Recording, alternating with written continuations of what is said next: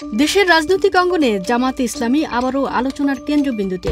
দলটির আমির ডাক্তার শফিকুর রহমানের সাম্প্রতিক ইউরোপ ও যুক্তরাজ্য সফর এবং পরবর্তী সময়ে তার পরস্পর বিরোধী বক্তব্য রাজনৈতিক মহলে তীব্র বিতর্কের জন্ম দিয়েছে।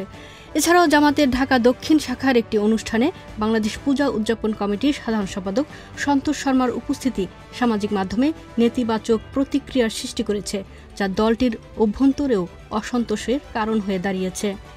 রাজনৈতিক বিশ্লেষকদের মতে জামাত নেতাদের মধ্যে একক রাজনৈতিক কণ্ঠস্বরের অভাব স্পষ্ট।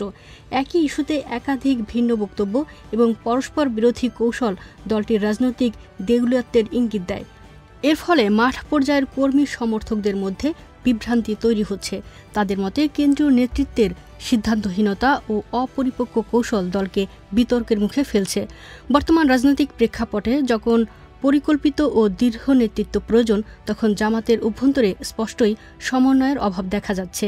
নির্বাচনী ইস্যুতে দলের বিভিন্ন নেতার পরস্পর বিরোধী বক্তব্য প্রসঙ্গে দলের সেক্রেটারি জেনারেল মিয়া গোলাম পরওয়ার বলেন, আমির সাহেব প্রধান উপদেষ্টা ডিসেম্বরে বা জুনের মধ্যে নির্বাচনের কমিটমেন্টের কথা বলেছেন, তবে রমজানের আগে নির্বাচন হলে ভালো। গণমাধ্যম তার পুরো বক্তব্য সঠিকভাবে উপস্থাপন করেনি বলেও অভিযোগ করেন তিনি। তবে এই ব্যাখ্যার রেশ কাটতে না কাটতেই গত শুক্রবার জামাত আমির ফের পুরনো দাবিতে ফিরে যান।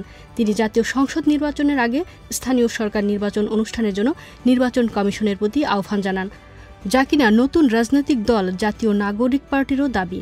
ময়মনসিংহে দলীয় সম্মেলনে তিনি বলেন, নির্বাচন কমিশন ভালো নির্বাচনের প্রতিশ্রুতি দিয়েছে। জাতীয় নির্বাচনের আগে জাতীয় সরকার নির্বাচন আয়োজনের মাধ্যমে তাদের সদিচ্ছা ও সক্ষমতার প্রমাণ দেওয়ার আহ্বান জানান তিনি। অন্যদিকে ঢাকা মহানগর দক্ষিণ শাখার এক অনুষ্ঠানে পূজা উদযাপন কমিটির সাধারণ সম্পাদক সন্তোষ শর্মার উপস্থিতি নিয়ে সমালোচনার ঝড় উঠেছে। এ বিষয়ে দলের কেন্দ্রীয় মজলিসে শুরা সদস্য শফিকুল ইসলাম মাসুদ বলেন, সেটি সাংবাদিকদের নিয়ে কোনো প্রোগ্রাম ছিল না, বরং ভিন্ন ধর্মাবলম্বীদের নিয়ে প্রীতি সমাবেশ ছিল। সন্তোষ শর্মা বাংলাদেশ পূজা উদযাপন কমিটির সাধারণ সম্পাদক হিসেবে সেখানে বক্তব্য রাখেন। তিনি আরও বলেন, একটি সংগঠনের সম্পাদক হিসেবে তিনি এসেছিলেন, তাই শুধু সভাপতিকে আমন্ত্রণ জানানো সমীচীন ছিল না। এই প্রেক্ষাপটে দলের সমালোচনা করে মুখ খুলেছেন মানবতা বিরোধী অপরাধে দণ্ডপ্রাপ্ত জামাত নেতা মতিউর রহমান নিজামীর ছেলে মোহাম্মদ নাদিমুর রহমান। তিনি জামাতের বর্তমান নেতৃত্বের সমালোচনা করে এটিএম আজহারুল ইসলামের মুক্তি ও দলের হাল ধরার প্রত্যাশা ব্যক্ত করেছেন। জামাতের বর্তমান রাজনৈতিক কৌশল এবং নেতৃত্বের দুর্বলতা দলের কর্মী সমর্থকদের মধ্যে যেমন বিভ্রান্তির সৃষ্টি করছে, তেমনি রাজনৈতিক অঙ্গনেও জন্ম দিচ্ছে নানা প্রশ্নের। দলের অভ্যন্তরে সমন্বয়হীনতা এবং পরস্পর বিরোধী বক্তব্য জামাতের ভবিষ্যৎ রাজনৈতিক গতিপথকে আরও অনিশ্চিত করে তুলছে বলে মনে করছেন বিশ্লেষকরা।